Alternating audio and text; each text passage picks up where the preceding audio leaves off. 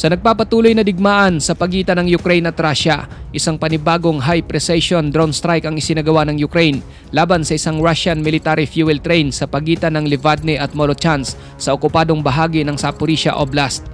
Ayon sa Ukrainian Main Intelligence Directorate, mahigit 18 hanggang 20 fuel tankers ang nasunog at nawasak sa operasyon. Ang sunog ay tumagal ng maraming oras at kitang-kita pa raw mula sa 20 kilometers ang layo. Direktang tinamaan ng strike ang makina ng tren dahilan upang maparalyze ang buong convoy. Ang taktika ng isinagawang drone strike ay malinaw na sinadyang tamaan muna ang mga fuel tankers na nasa gitnang bahagi ng tren. Isa itong matalinong taktika upang lumikha ng pinakamalawak na epekto ng sunog. Sa pagsabog ng unang tangke, agad na nilamon ng apoy ang katabi nitong mga tanker na puno rin ng highly flammable na sangkap tulad ng diesel at gasolina.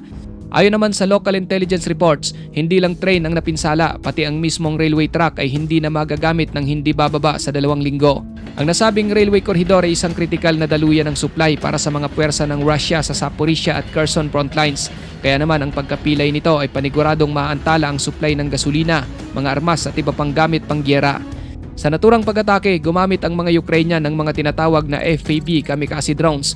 Ang mga ito ay murang drone platforms na karaniwang ginagawa ng improvised explosive warheads mula sa mortar shell, PG warheads o TNT blocks. Ang bigat ng payload nito ay mula 400 grams hanggang 800 grams, sapat na upang pasabugin ng isang fuel tanker kapag tinamaan ang weak spot nito. Ang mga FPV drones na ito ay nakadesenyo upang magkaroon ng high maneuverability at pinapagana ng isang live camera feed na siyang ginagamit ng operator upang direktang isalpok ang drone sa target. Bukod pa riyan, ang teknolohiya ng FPV drones ay may kalamangan. Hindi ito madaling madetect ng radar at kayang iwasan ng electronic warfare systems ng Russia kung gagamitan ng analog transmission o fiber optic tether. Bukod dito, ang range ng mga ito ay sapat upang makaabot sa 10 to 20 kilometers mula sa launching site. Dahil dito, nagagawa ng mga Ukrainian na umatake kahit nasa ilalim ng heavy surveillance zones. Ngayon mga kapatid, isa lamang ang layunin ng Ukraine sa pag-ataking ito, ang sirain ang mga tanker na nagdadala ng gasolina at diesel para sa mga armored at supply units ng Russia sa Southern Front. Ang tren na may dalang gasolina ay mahalaga sa operasyon ng mga tangke, supply trucks at iba pang sasakyang militar. Kapag nawasak ang supply, hindi na makakagalaw ang mga sasakyan at mapipilitan ang mga unit ng Russia na umatras o tumigil. Pinupuntirya ng Ukraine ang kahinaan ng Russia. Sa halip na harapin ng direkta ang mas malaking puwersa ng harapan, tinatarget nila ang mga logistik. Bukod pa riyan, layunin din ng Ukraine na guluhin ang kumpiyansa ng mga puwersa na nasa frontline dahil sa tuwing tinatamaan nila ang isang target sa tinaguriang rear area o malayong bahagi mula sa aktwal na bakbakan, mapapaisip ang mga sundalong nasa frontline ng kawalan ng seguridad dahil ang lugar na iyon ay inaasahan nilang kanilang magiging safe zone kung saan sila ay makakapagpahinga, makakapaghanda at makakapagreorganisa ng walang banta ng pag-atake, ngunit inaatake na rin ng Ukraine. Ang mga ganitong klaseng drone operations ay bahagi ng tinatawag na deep strike doctrine ng Ukraine. Sa halip na diretso lamang sa frontline engagement, pinupuntirya ng Kiev ang mga malalayong target behind enemy lines, lalo na ang mga fuel depot, rail hubs at communication centers. Ito ay para hadlangan ng reinforcement at resupply operations ng Russia bago pa man makarating sa frontline. May tuturing ding psychological warfare ang ganitong uri ng pag-atake na mayroong malawak na implikasyon. Halimbawa, bagaman hindi mga frontliners ang mga logistic personnel ng Russia na namamahala ng supply, transportasyon at maintenance, ngunit sila ang backbone ng anumang operasyon. Kapag sila ay nasa stress o laging nag-aalala sa posibilidad ng drone attack, nagiging mabagal at masalimuot ang daloy ng kanilang trabaho. Dahil dito, mapipilitan ng Russia na mag-redirect ng kanilang mga unit upang bantayan ang mga tren, relays at supply convoys. Ibig sabihin, may mga sundalo o kagamitan na hindi na maaaring gamitin para sa aktwal na bakbakan dahil kailangan silang italaga bilang rear guard laban sa mga banta ng drone. Ito ay malinaw na tagumpay para sa Ukraine sapagkat ang murang drone strike ay hindi lang nakasira ng tren, nakahila rin ng puwersang militar palayo sa labanan at naghasik ng takot at pagdududa sa mismong sistema ng logistics ng Russia. Ayon sa OSENT analysis, ang pinsalang dulot ng pag-atake ay hindi lamang limitado sa tren. Ang mismong railway ay kailangang kumpunihin at ang backup logistics na nakadepende sa railway ay kailangang ilipat sa mas mabagal at mas delikadong ruta tulad ng truck convoys. Ang problema rito, ang mga ruta sa lupa ay exposed sa artillery at drone strikes, kaya lumiliit ang option ng Russia para mag-resupply. Sa aspeto ng gastos, panalo rin ng Ukraine dahil ang isang FPV drone ay nagkakahalaga lamang ng humigit kumulang $400 hanggang $800 bawat isa, habang ang nasirang tangke ng gasolina at locomotive ay umaabot ng milyon-milyong dolyar. Bukod dito, ang aspeto ng pagkaantala sa supply chain ay mas mataas pa kaysa sa mismong pisikal na pinsala. Ito ay classic case ng asymmetric warfare, mura ngunit sobrang disruptive. Hindi rin ganong kadaling gumanti ang Russia sa ganitong uri ng pag-atake. Ang mga FPV drone na ginagamit ng Ukraine ay likas na mahirap matukoy at mas mahirap pigilan. Sa sukat na halos kasinlaki lamang ng isang backpack, ang mga ito ay masyadong maliit upang ma-detect ng conventional radar systems na karaniwang idinisenyo para sa mas malalaking aerial threats tulad ng missile, fighter jets o helicopters. Bukod pa rito, mabilis lumipad ang mga drone at karaniwan ding mababa ang altitude ng kanilang pagmamaniobra, kaya't lumulusot sila sa mga blind spot ng radar coverage at air defense grids. Ang ganitong klaseng banta ay isang critical vulnerability para sa Russia habang sila ay patuloy na nakafocus sa paghahanda laban sa mga high altitude or large-scale attacks. Hindi nila inasahan na ang mismong malaking pinsala ay maaring manggaling sa mumurahing drones na kayang ikarga sa likod ng pickup truck o i-deploy mula sa isang kubo.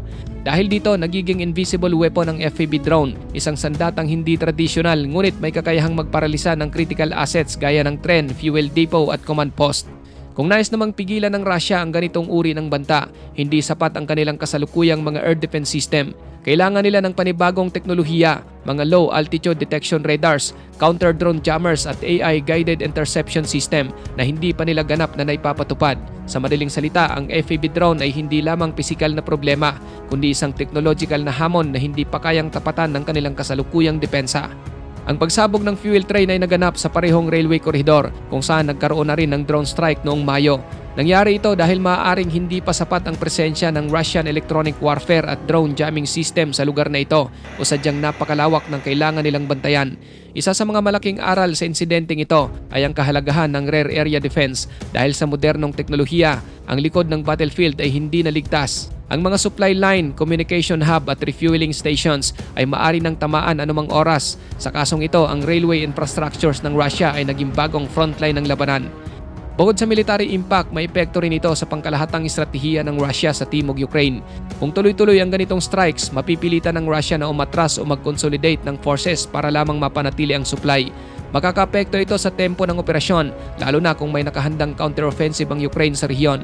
Hindi rin imposibleng magkaroon ng cascading effect sa moral ng Russian troops. Ang balita ng sunog at pagkasira ng supply ay maaring magdulot ng kawalan ng tiwala sa logistic chain.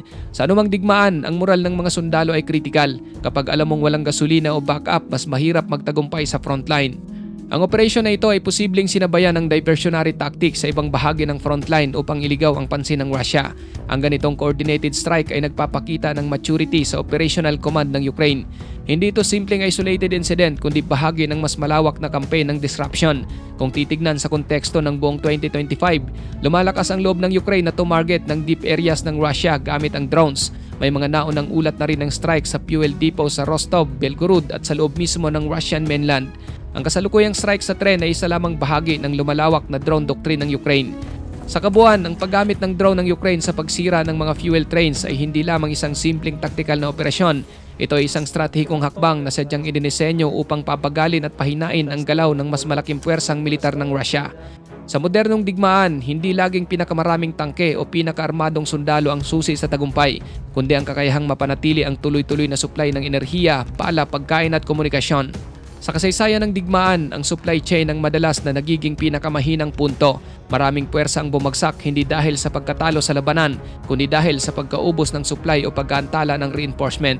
Alam ito ng Ukraine kaya't sa halip na harapin ang superior firepower ng Russia, pinupuntirya nila ang mga critical ngunit mahihinang bahagi ng operasyon ng kaaway na kinabibilangan ng mga fuel depot, supply train, command post at communication hubs. Ang mga target na ito kapatid ay hindi masyadong binabantayan ng mahigpit ng Russia kaya't sa pamamagitan ng mura ngunit epektibong drone strike, nakakalikha ang Ukraine ng epekto na hindi lamang pisikal kundi operational at psychological. Sa ganitong paraan, hindi nila kailangang talunin ang buong hukbo ng Russia sa isang labanan, sapat na ang pagbagsak ng mga haligi ng logistik upang magsimulang gumuho ang buong makina ng digmaan. Pinatunayan din ng serye ng mga pag-atake ng Ukraine na hindi sapat ang pagiging advance sa teknolohiya ng isang hukbo kung may butas ang kanyang depensa. Maaring taglayin ng isang military power ang pinakamodernong mga tangke, precision-guided missiles at makapangyarihang air force. Ngunit lahat ng ito ay walang saysay kung ang gasolina, bala at supply ay kayang sirain ng isang drone na nagkakahalaga lamang ng $400. Ang ganitong realidad ay isang malupit na paalala sa mga superpower. Sa makabagong digmaan, ang tagumpay ay hindi lamang nakabase sa brute force, kundi sa katalinuhan ng pagpili ng target at paraan ng pag-atake. Sa murang halaga nakapagdulot ang Ukraine ng pinsalang $1 milyong ang katumbas, hindi lamang sa kagamitan kundi sa moral at koordinasyon ng kalaban. Sa huli, malinaw na ipinakita ng drone strike sa train ng Russia na nagbago na ang kalakaran ng digmaan. Ang mga panahong dominado ng traditional na tank-on-tank warfare at frontal assault ay unti-unting niluluma ng mabilis na pag-usbong ng drones, precision strike at intelligence-driven operation. Ang digmaan ngayon ay hindi na lamang laban ng mga mabibigat na sandata, kundi labanan ng diskarte, teknolohiya at kahusayan sa pag-target ng kahinaan ng kalaban. Ang kasanayan ng Ukraine sa paggamit ng low-cost, high-impact na teknolohiya ay nagbibigay ng bagong dimensyon sa larangan ng digmaan, isang patunay na sa panahon ngayon, ang tunay na lakas ay hindi na lamang nasusukat sa dami ng tangke, kundi sa talas ng pag-iisip at bilis ng innovation. Ikaw kapatid, ano ang masasabi mo sa videong ito?